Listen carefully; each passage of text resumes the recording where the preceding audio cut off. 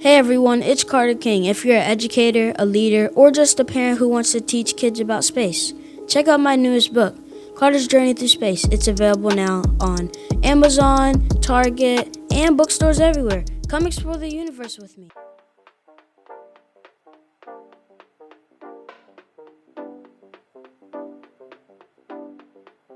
Welcome to another episode of the Contagious Culture Podcast. I'm your host, Kyle King, and the goal of this podcast is simple: to help you create environments where people thrive. Through real conversations, practical strategies, and powerful stories, we equip leaders, educators, and change makers just like yourself to build cultures rooted in purpose, performance, and authenticity. Because culture isn't something you talk about, it's something you live. This is the Contagious Culture Podcast. Let's get started. Welcome back to another episode of the Contagious Culture Podcast. I'm your host, Kyle King, and the goal of this podcast is simple: to help you create ecosystems and environments where people thrive. Today's guest, wow, I am so excited. I was telling him backstage that I really feel like I'm fanboying today on the podcast because all of my people know this man, and it's just such a pleasure to bring on Shola Richards, international keynote speaker, founder of Go Together Global, best-selling author, and host of the Kindness Extremist podcast. One of the things that Shola doesn't know is when we thought through the idea of the Contagious Culture Conference 2026 and now 2027, I said, I cannot put on this conference without him being on stage. And if there's one speaker that I need, it is Shola on stage. And Shola has built a global platform around one powerful truth: kindness is not weakness. And it takes real courage, real conviction, and strength to lead humanity in a world that often rewards ego, it often rewards fear, it often rewards disconnection. But through his work, he has helped leaders and organizations build cultures where people can speak up, set those necessary boundaries, and often navigate those hard, crucial conversations where they're able to create spaces worth belonging to. Shola, man, it's so great to meet you virtually, and it's so great to have you on the podcast, my friend. Okay, wow. First things first, Kyle, that is an incredible intro. Much appreciated. Two things. One, yes, that was a surprise about me wanting to have me on your stage. Let's make that happen. Let's speak that into existence. Let's do it. Secondly, which is kind of a personal insecurity of mine, I literally do not know what to do with my face when the intro is happening for like a podcast. I really don't know. It's when I'm like, before I get on stage and someone's reading off whatever my bio, I don't know. Should I be like proud? I'm like, yeah. Should I be like kind of? I literally don't know. So like, as you're reading this, and anyone who is watching this, you're gonna see my face. I'm like doing a combination of like nervous laughter and like looking away. If you have advice for that or anyone, I don't know what to do. I literally don't. That's one of my biggest weaknesses. You know, it's interesting because when you say that, now I'm going to start being self-conscious when people are reading my introductions. It's what do you do? So you're not self-conscious. That's the thing. You weren't previous. So when someone reads your bio, Kyle, you're just like chilling. What do you do? Help a brother. I don't know. No, that's interesting because I really feel like it is this awkward. Do I smile? Do I just receive this? How do I stay humble? But this is really my bio. Are they really talking about me? And then it's that weird, awkward silence after. It's like, well, thanks, for reading this. Let's get into the conversation. Right. That's how it is, man. I appreciate you at least hearing me and feeling me on that. But yes, I'm so pumped for the conversation. I'm grateful for you having me here. I appreciate you so much. And, I think that a lot of times we have these bios and we have these awkward looks on the other side when they're reading the bios. And we often live in this mask or this armor or these things that we've built and these results that we've achieved. But people don't really get the time or the opportunity to really meet the human being behind what they do. So I'd love for us to take 30 to 60 seconds and just talk about, like, who are you outside of the man on stage, outside of the man that's building strategy and opportunities for companies? Like, who is the man behind the curtain? Yeah, well, let's get real. I mean, I'm Shola Richards. I am the dad of two lovely young girls, 17 and 14, a husband of a lovely wife of almost 18 years. And a man who struggles a lot. I personally struggle with depression. I am someone who looks at the world, and even though I preach kindness, who spent more time recently just being really angry at how we've gotten to a place where kindness is not prioritized or not seen as important. I spend more time sad than I think I often share in my social media stuff. And I feel like a person who often wonders. I'm a comic book nerd, so like Peter Parker sometimes it's like, God, why Yes. me? Like why am I the guy chosen to be Spider-Man? I don't know if I'm the who privately questions, am I the right guy for the job? Because I do suffer from imposter syndrome. Always wonder, like, my inner critic tells me, like, you're not good enough. So privately, I wrestle with this stuff. So that is the real person behind all this. But what I found, and the best advice that I've ever received, is that if you think you need to wait until you're perfect, a perfect messenger to do this work, then you'll be waiting forever. The idea is your imperfections are not a disqualifying factor for you being here. It's what qualifies you for it. You're stepping into a space that everyone can commonly feel. It's like, you know what, man, I'm struggling with this work too. I'm struggling if I should be the right person. Great. We've got this in common. So now we need to work forward and step forward into our truth. So even though it's hard these days, the person who I am is the one who understands the struggle and chooses to fight for kindness anyway. I really appreciate you sharing that. And it just connects with the conversation that we had before we started recording, where I shared like my hope for my own life. I was like, look, if I could just podcast and speak and then just do impactful work around the world, like that's all I would do. Yep. And then your response wasn't one of judgment. It was just harsh conviction. It was like, well, why don't you do that? Mm-hmm. And then I shared, why, just from a vulnerable place. And then you reminded me that, hey, it's been done before, essentially. Like there's people that have created multi-billion-dollar innovations in a week or in 30 days. Correct. And it's challenging me, even at the beginning of this podcast, to do more, that I'm enough. And that's why I love your work so much, is because it's the foundation of everything that we do, is that we have to build people up. And I think we can talk about capital and building all of these other things and innovations, but I love your work so much. And it's even one of the pillars of our company, which is kindness, community, and capital. Yes. Is the foundation to everything. Shola, why this work though? What is the story that leads you to even wanting to do this work? Yeah, so there's so much. Like, I feel like, back when I was a kid. Well, I'll make this as quick as possible because there's so much to cover. But my whole life, when I was younger, I'm what's called an HSP, which stands for a highly sensitive person. So I feel things very, very deeply. And statistically, and people have argued this, and social scientists have for a while, percentage-wise, about 15 to 20% of the human race deals with high sensitivity, meaning that I live in Los Angeles. So and we have a very high population of people who are experiencing homelessness. I can't leave my house and pass by someone who is struggling with being unhoused and not feel that, right? So a lot of people are just like, oh, another guy who's homeless on the street. For me, I'm sitting here thinking, like, how is she going to get her next meal? What caused her to be in this situation? And I perseverate on it consistently. So that's the backdrop. I feel things very deeply, and it seems like a superpower in some cases, but oftentimes it's really, really challenging. Now, understanding that backdrop, I was bullied a lot as a kid because I had a speech impediment. I stuttered a lot and my teeth were jacked up because thank God for braces. And then I just kind of went into a world asking, like, why aren't people nicer to each other? I didn't understand kindness. So niceness was the thing. Why aren't people nicer to each other? Fast forward until I was like in my late 20s, early 30s, I ended up in a really toxic work environment. And it was gross, a lot of bullying and just terrible, terrible treatment.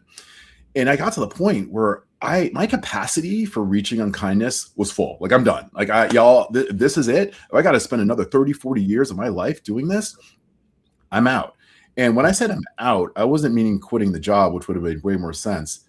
Because I'd reached the capacity that I could reach for unkindness, I was like, I'm fitting to leave. And I decided in that moment that I was going to take my own life. And even though this was hard to talk about, I talked about this on stage. And I didn't talk about this on stage initially because I didn't think I could. And I was always afraid of me breaking down when I'm on stage talking about my suicidal ideation. And I want to be clear and honest to the audience here. It wasn't a thought. I actually attempted. So I live in LA, Los Angeles. And while driving down the 405 freeway, I attempted to drive my car off the overpass in an attempt to make it look like an accident. And yeah, for reasons that I'm not clear on, super grateful for. The guardrail held. I came back into incoming traffic. And ever since then, I came back and I was just thinking, like, man, first of all, I cannot believe that almost happened, that I Yeah. almost ended my life. But I was like, dude, what the hell? All my humanity came back into me. I'm like, I've got to do something about this. I'm not qualified. I have zero reason to believe that I can make any meaningful change in this world. I'm just one person. But one thing I can do pretty well is write. So I'm going to Yeah. go online and start writing about kindness and civility and how we treat each other. And that started what I think is a movement that is hopefully taking off. And that's where it all began from. Really deep pain. Someone said that our greatest wounds can be the biggest gifts to others, meaning that if we lean into that and use that wound to propel the work that we're going to be doing, we have an opportunity to change the world. And that's what I'm hoping to do with my work on kindness. There's so much that I have to ask, but I first want to just acknowledge how much of a gift you've been in my own life, Oh, and brother, how appreciate you, you. Thank you. you've really, just by reading your posts, watching your speeches, and even reading through what other people have said about you, Mm, hearing that story personally now, even on this time that we're sharing together, it reminds me that my wounds are necessary to be able to unlock doors for other people. So yes. we need you here. I appreciate you, and I'm glad that you picked up the pen and started writing and continued to do this work, because it's really unlocked opportunities for me in my own life. So I just wanted to thank you and give you your flowers publicly. Brother, so a couple of things. And it's funny.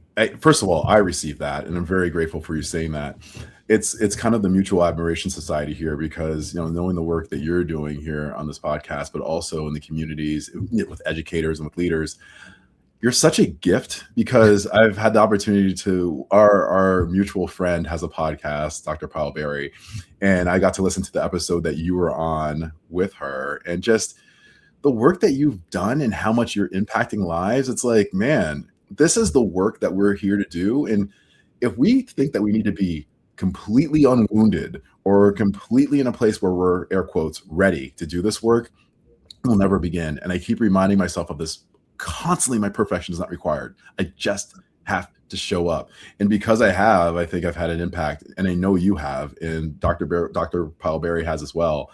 The three of us together and others are doing the work because of our wounds and our challenges, and allow others with wounds who hear us do our work and step into our truth, I think is allowing them to do the same as well.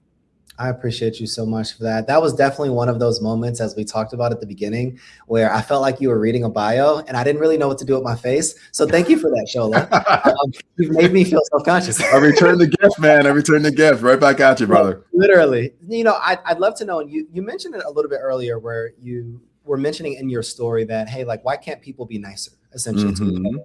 And I've even said that in my own life, where I just want to be nice. I want to be this person. But I've learned years later, and stress and overwhelm later, where kindness and being nice are two completely different things. Oof, But they I are. don't believe that we ever have defined what kindness really means versus what nice really means. Could you just define it for us? Yeah, happily. There's a huge difference. And nice, by definition, means being polite and agreeable. And hopefully we can agree that is like a super, super low bar.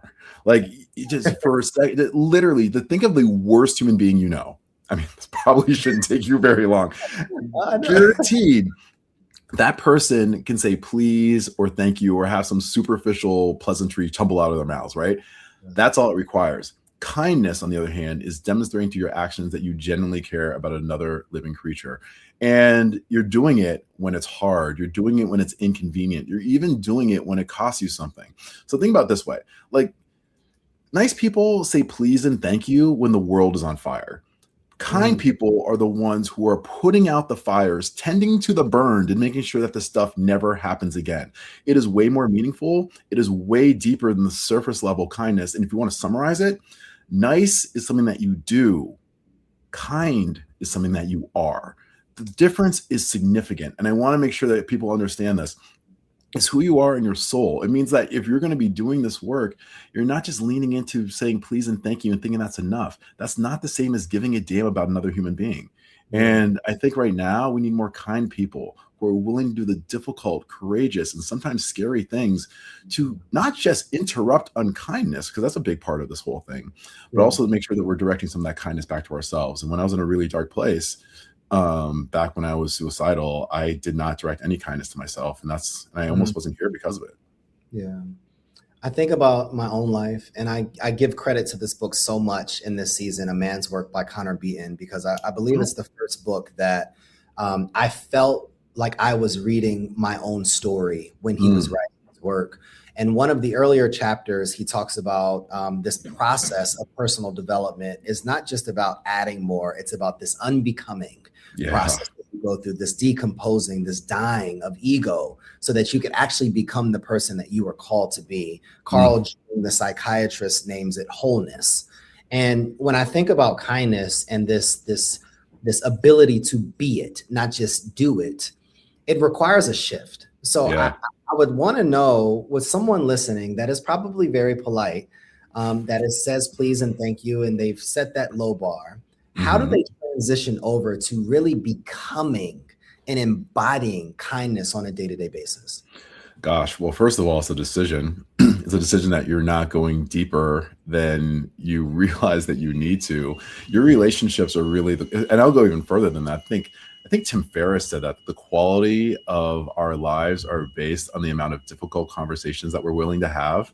Yeah. And I think that is something that I have leaned into quite a bit. So a quick test between if you're being nice or being kind is, do you have difficult conversations? Do you actually hold boundaries? Do you really prioritize the things that are going to allow you to show up to do your best, meaning meaningful rest, taking care of yourself, going and getting mental health services if needed before the crisis happens? Are you doing the daily work that is progressing us towards kindness in some meaningful way? Because a lot of people settle for please and thank you. And the reason why niceness is so detrimental is oftentimes, and if we're going to be really real here, niceness is the birthplace for passive aggressiveness. And I've seen it almost all the time. You know, the type of people like, wow, Kyle, you actually did a good job recording this podcast interview. Yes. So much better than the one I listened to last week. It's so nice to see you're finally improving. Bless your heart. Like, it's like, what is that? And then bless your heart, man. Gotta throw a bless your heart in there, right? I mean, that to me is like, and a lot of people think that's it. And I'm saying this respectfully because I see oftentimes there are people who are dear friends in mine, and people who I don't even know, who oftentimes are very religious and often think that just because of your religious beliefs, that means that you're kind. That's like that. I mean that, and I say this respectfully, that literally means nothing in terms of kindness, right? My thing is, your beliefs do not matter. It's your behavior that matters. You can be a born again Christian, a Jew, Muslim, an atheist, consider yourself spiritual like I do, but it's your behavior that matters, not your beliefs. You can't be like, I'm a Boy Scout, so that's great. Are you kind though? Like, do you treat people well? I just feel like we need to start leaning into focusing on people's behavior more than their beliefs and how you show up on a daily basis. There's a powerful quote. I'm going to probably jack it up, but it's adapted from Voltaire. And it's like, gosh, I want to make sure that I get this. It's like, when it comes down to it, you're talking about your beliefs. Like, it's always honor the people who are seeking the truth and beware the people who have found it. And I think about this often. It's like I'm a kind person. I'm the kindest person ever. Like, are you though? Because if you were, you wouldn't have to tell us that. Your actions would. You know, I never go around saying I'm a kind person. I mean, I believe that I am, but that's for others to judge. And I hope that folks see me and see that I'm walking the walk. But the reality is, you know, I struggle with this as much as anybody does. I think it's your behavior that's going to be the real thing. And when other people are talking about you as a kind person, you're probably doing it pretty well. You know, the beautiful thing about even what you're sharing in your story is that it's been shaped not just by accolades, but by pain, by healing, and by this process of recognizing how all of these different things you've found your voice. Can you talk to that listener right now that is trying to find their voice in the midst of healing, in the midst of pain, and how those things have really shaped also how you lead today? Yeah, I think with pain, and I'm gonna speak to my specific pain, and I'm confident. I feel like there's got to be someone else who can relate to this too. My deepest pain comes from the voice that's inside of my head, my inner critic. So this person has been notoriously cruel to me, and it would take so many pieces of evidence that I am not qualified, not good enough, not smart enough. This person's only a friend to you because they want something from you. They don't really like you, et cetera, et cetera. So if the call is coming from inside the house, so to speak, we need to address this. So I really think about how I can address the voice in my head. And one thing too, Kyle, that I think you know about me, I'm really big into practical tips. So I feel like just saying, like, if you go to a kindness page, or like, what you're gonna see is like, oh my gosh, like, kindness is lovely. Sprinkle that stuff everywhere. It's like, dude, feel you, love you, but how? How am I supposed to do that if I find out that my kid is secretly on meth, or my wife is sleeping with the gardener, or I'm $100,000 in debt from the IRS? I need real solutions there, not sprinkle this stuff everywhere. So back to the inner voice stuff. Back to practicality. So because I know this is my particular weakness, there's 3 things that I remind myself to do on a consistent basis. 1. Hey, it's Kyle. Sorry to interrupt your programming, but I got a quick culture check for you. How's your team's energy right now? I mean, literally, right now. Are people feeling inspired? Or are they just showing up? See, here's the truth. Culture doesn't change because we talk about it.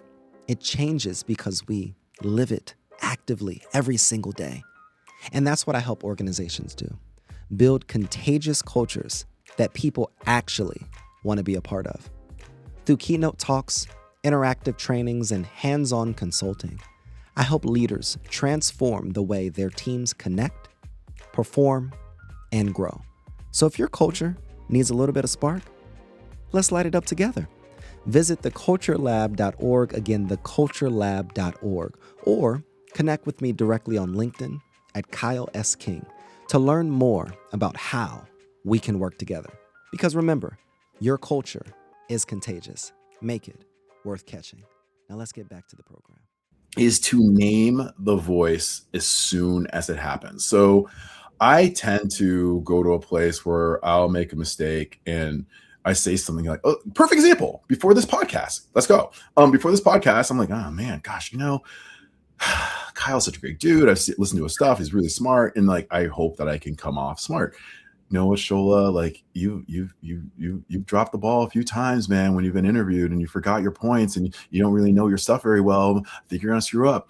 So as soon as that voice comes, I name it. Oh, that's me being hypercritical of myself. It sounds weird, but it's kind of this metacognition where as soon as you're able to name what's happening, it's now something that you can step away from and view. So, oh, you're being self-conscious again. Oh, you're being mean to yourself again. Soon as you name it, that takes its power away. I'm challenging anyone who's listening to do this. As soon as you have that voice, oh my gosh, I have this big board meeting. I'm going to screw it up. Oh, that's that voice that's saying that I'm not good enough. And as soon as you do that, it removes its power. So that's the first tip.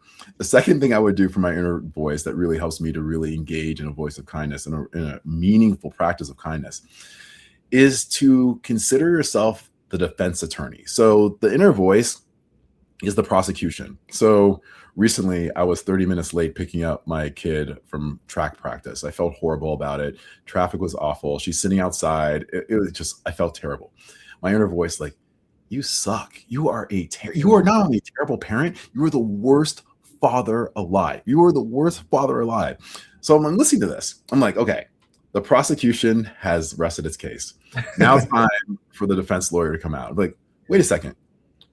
You just said that Shola was the worst father on earth. The evidence that you have is that he was 30 minutes late to pick up his child due to LA traffic. Should Child Protective Services come swoop in and take his child from him because that's what you're saying. And once you lay out the evidence, it kind of shows like, man, like it's so thin, and it's not substantiated under any court of law. It would not be able to convict. So you have to not let the prosecution go unchallenged. Be your own defense attorney. And the third one is probably the most common advice that's very effective for me, is talk to yourself the way that you talk to the person that you love the most. My daughters, my wife, if they screw up or make a mistake, I would never dream of talking to them in the way that I talk to myself privately. So I remind myself, like, hey, talk to yourself in the same way that you talk to someone who you love. These are acts of self-kindness. And the reason why this is so important is we cannot give what we don't have. I know so many kind people who are so unkind to themselves, which decreases the capacity of them offering kindness to others. So we're so focused on all the unkind people of the world. Awesome. How about you start with yourself? Look at Michael Jackson. I'm talking about the man in the mirror. Like, someone's got to be talking about that person, the person in the mirror, because that's where real kindness starts. We're so worried about everyone else, but we don't start with ourselves. That is, oh my God, this is so profound. And I love this conversation because I really feel like it's like me getting and receiving the things that I needed to hear. Because I'm super critical of myself and everything that I do. And I'm still continuing to unpack, where did that even come from? Mm-hmm. And what I realized, even with these 3 steps of name the voice, consider yourself the defense attorney, and talk to yourself as like you're talking to the person that you love the most, I recognize that it probably took some work for you to have the language to understand, where is this voice and where is it coming from? Mm-hmm. Can you talk to that person that is struggling with step 1? Like, what are some of the practices that you do on a day-to-day basis, or that you've done previously, that have gotten you confident and courageous enough to even start to naming that voice? Gosh, so much work. So in no particular order, journaling. I think that's one of the most powerful things you can do, is to get the voice out in your head, outside of your head, and onto paper. So if you start writing around what you're hearing and what you're feeling, and then using this as a tool to kind of go back maybe a few months, I'm like, wow, it's, we're recording this episode in April, and, I'm going like, man, it's in December. I'm still having this thought. It's been 5 months. I've been thinking about this. It's a really powerful way to have some self-awareness when you're taking the ideas that you're struggling with and putting it on paper. That's one. I can't say enough about the next one, is therapy. I just, listen, I get it that some folks may not have the resources to do this. And if that's the case, that's a totally different conversation. I see you, I respect you, I understand. I'm struggling with the people who do have the resources and choose not to go to therapy because of stigma. And certainly in the Black community, I see a lot of this, where folks are like, man, it's kind of funny when I look back on it with my friends growing up. They're like, man, you're going to go to therapy? You're a punk. Therapy's for crazy white folks. I'm like, it's so funny because I laugh at it now. It's like, and gosh, no one needed therapy more than the people who are telling me that advice. I can tell you that right now. But because there's so much stigma around it, it's a sign of weakness. And it's just like, you don't want to be the person who's like afraid to ask for directions because you're like, I can figure it out on my own. And you're driving out 2 hours lost, pre-GPS times, by the way. But now it's like, for me, therapy is a gift. It allows me to have a space. My therapy appointment, coincidentally, is right after this interview, which is hilarious. Yeah. So like, and what's funny about that is like, I have a private space that I can talk to my therapist about anything. Now, you think about, if you're a leader and you're leading teams and you're a family person as well, you have to be there. If you're a mom, you're the leader of the family. You're taking care of the kids if you choose to have them, and you're leading teams and all these people with varying levels of emotional intelligence that are coming to your door, knocking for help.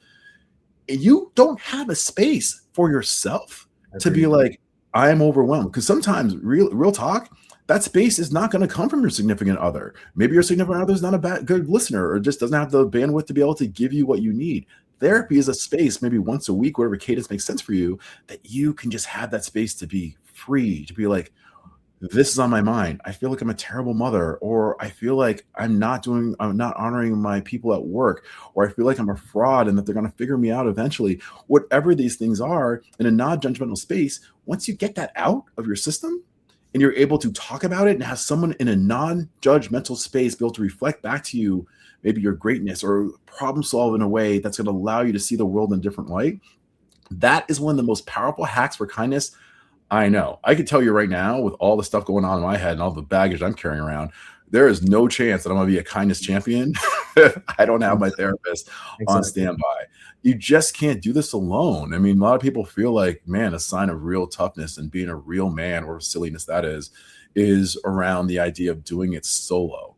It's like, And internalizing. you cannot do it. You just can't do it alone. It's too hard and too complicated of a journey to do it by yourself. That's so interesting because I think oftentimes we chastise. I love that you brought up the idea and the perspective of sometimes our spouse isn't that person, right? No. And not that they can't support or all of these different things. I just believe that you're not going to go and chastise your dentist for not having the tools to fix your flat tire. Correct. They do two completely different things. And I believe that therapy for me has been a space where that person has the tools, understands the questions, went to school to be able to unpack and help me really be able to realize this thought process that I have. So I really appreciate you providing that perspective. One thing that you said earlier is that, it's a heavy time. Country's divided, the world's divided. It's a very strange time, whatever you believe in or whatever you're seeing. How do you stay hopeful? Like, how do you stay encouraged during this interesting time that we have in our world? Oh, drinking lots of liquor is my thing. That's a total joke. I actually don't drink at all. So I'm alcohol free. No, well, actually, kind of the answer is that humor. I mean, I feel like sometimes you just got to like laugh to keep from crying. And I mean, I feel like the things that I do to allow me to keep showing up are being really intentional about my information intake. And I have this concept around guarding the door. And by talking about the door, I'm talking about the door to my mind. So I used to be a cable news addict. And I'm not using that term like loosely or metaphorically. I'm saying like literal. Like I would watch 3 hours of cable news a night. Now, if you can imagine, I don't really care what side of the political aisle anyone listening to this is on. If you do that, you are going to be a completely different human, and not in a good way, because they create this energy where they want to feed you these two energies around extreme anxiety or extreme outrage. And both of those things are not good for your mental health. And all it does is help you create these two awful twins of despair, hopelessness and helplessness, where you feel like nothing you do is going to make a difference. And what it does too is also make you really, really, really, really angry. So I stopped watching the news, and I stopped cold turkey in November 2024. I'm like, I'm done. I'm not going to watch a minute of news. And interestingly enough, as soon as I quit watching the news, two things I found to be true. One, the news that I need to find will find me. And I don't need to watch 3 hours of it. Really important stuff will always come to me when I need to find it. And it's always in the perfect way that I need to understand it. Secondly, my mental health and capacity to do this work increased astronomically, because I don't have this dread, this feeling of like the world is on fire. I don't need to be reminded of that. I already know. What I need to be reminded of is my agency to go do the work to put out the fire and to create a better world for all of us. By sitting here and drowning and hearing the same news over and over again, and the thing is, it doesn't change. If you watch the news tonight, the next night, the night after that, the little chyron on the bottom of the screen is always the same. Man, back in the day, I used to watch this soap opera, The Young and the Restless. And it's funny because the show's still on the air. You can stop watching that show in 1996, turn it on this afternoon, and Victor and Nikki are still fighting. They're still on the show. Like, nothing's changed. So my thing is like, why don't I do something practical? So a practical way to stay informed without burying yourself in it is just go to your favorite news website, no judgment, and then scan headlines once a day. I found doing that, I can stay, and I don't even do it once a day. Now I do it like once a week. I stay informed. If I feel necessary, I'll click an article, but it's 3 to 5 minutes versus 3 hours. And the cortisol spike, that feeling that's going to put me in the sympathetic nervous system mode of fight, flight, or flee, I'm now in or freeze, puts me in a place where I can just be calm, be more thoughtful, work for my prefrontal cortex, my executive functioning, and be like, what? Yes, this is true. And now what? Because that's the thing. I'm always asking, yeah. All this stuff is true. World's on fire. And now what? So that's the big thing. The intake is important, but also rejuvenating yourself through rest, good sleep, good food, and the things that are going to allow us to show up community for each other. So you don't have to be alone in this really wild world. Knowing that there's people with you who feel you and see you, I think that's everything right now. I find that a lot of people get stuck in the now what, Mhm. where they do the work, they realize that there's work to be done, but because of their exhaustion, because of their lack of support, because of the emotional depth that it often takes for us to be able to do the work, they get stuck. Could Mhm. you talk directly to that person that wants to do it, that feels encouraged by your words today, but doesn't necessarily know or even believe that they're capable of changing someone's life? Oh gosh. Okay. Yes, and I'm gonna make this as super practical as possible. So, because I think practicality is cool. So there's three things that I think anyone can do, like right now, just if you're feeling really stuck. So my strong enough to be kind framework is meant to be so simple. So there's no like, because simplicity scales. People want to complicate this stuff. It's like, no, family, let's keep this super simple. So the first thing to do is to start within. So everyone wants to talk about everyone else. And start within is the wisdom behind the framework. It's just like starting within means, all right, this is not by everyone else. What can I do? Here's what you can do. Make sure you're getting a good night's rest. Prioritize your rest. Have boundaries. And we've already talked about a lot of these things.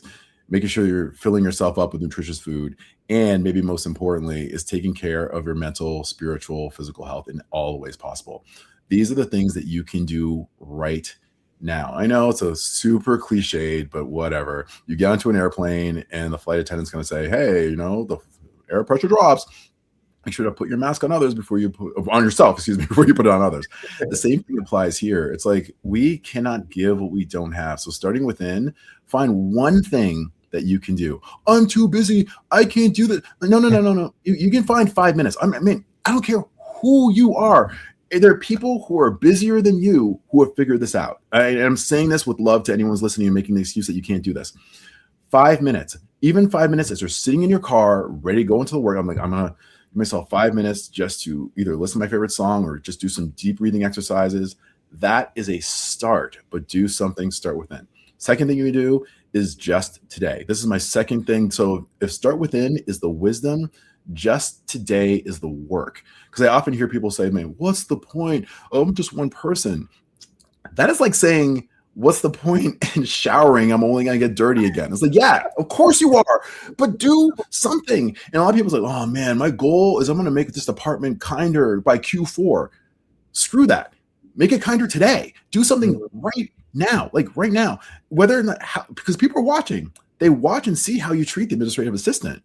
They see how you show up to meetings. They see if you're interrupting people constantly. So do the very simple things, and it could be anything. I'm gonna give you one practical thing that's one of my favorites. It's called gossip. Gossip is a word that I made up. Gossip stands for kind plus gossip.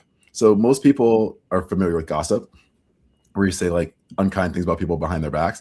Gossip is kindness and gossip combined, meaning you're saying kind things about people behind their back when they're not in the room. So if Kyle was not in the room with me right now, the virtual room, and I'm talking to one of our shared friends, like, hey, man, I just had an interview with Kyle, man. And God, this guy is so real. He's such a great interviewer. He's so well researched. He's thoughtful. He's kind. And it's no wonder that his work is blowing up all over the world. He's just such a special human being.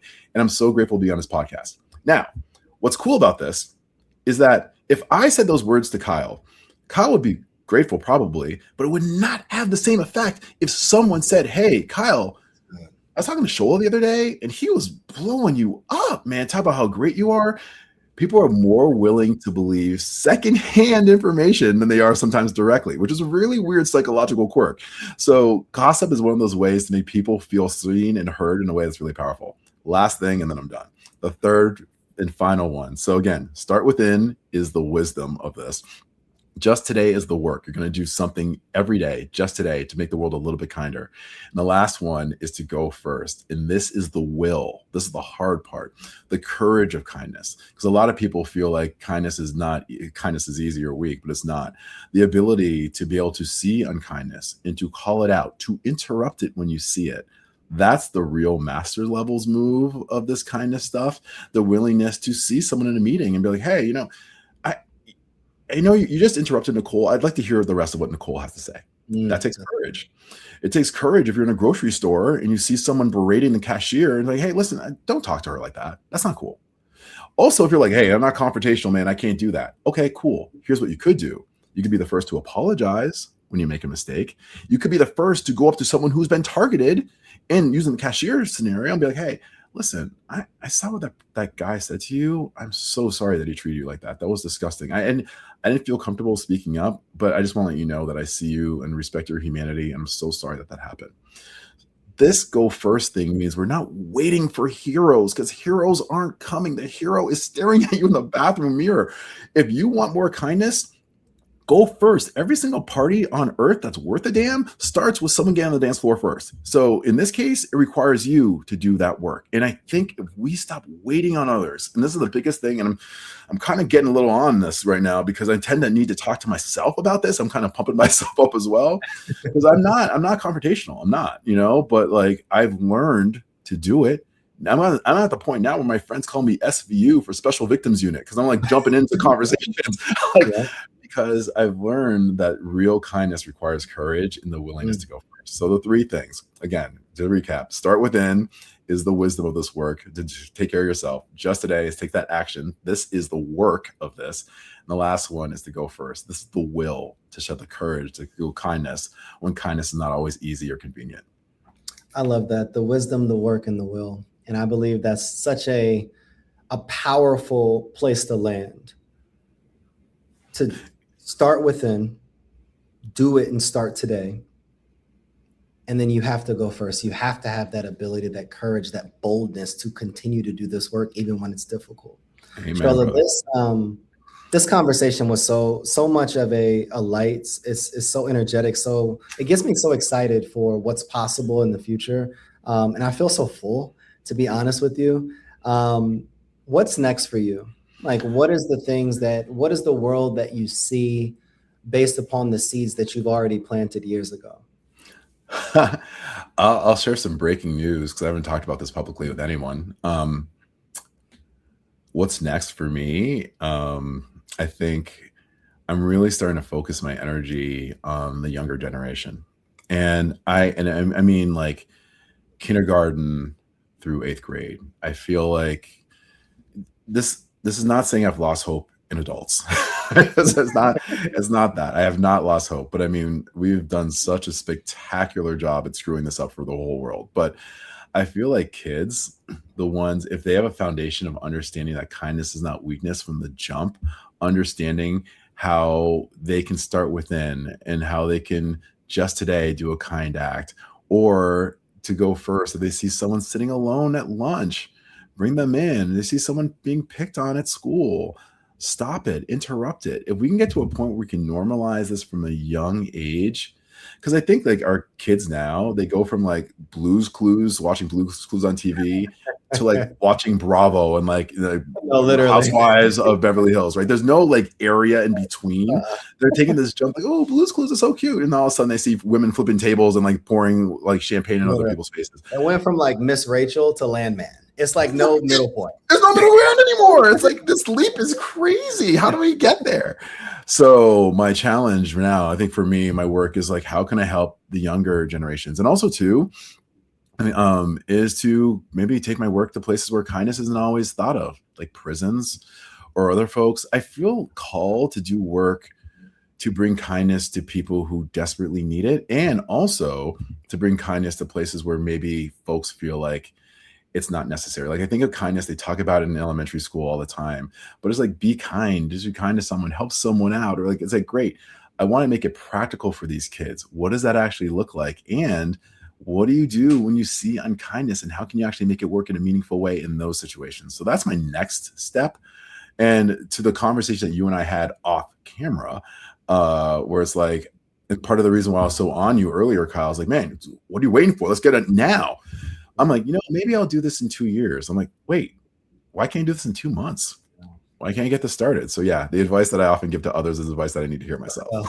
I love it. I love it. Shola, this conversation has been amazing, my man. And I'm so excited for what's going to happen. And my background's in education. So when you're ready, I'm going to get you in schools all through North Carolina.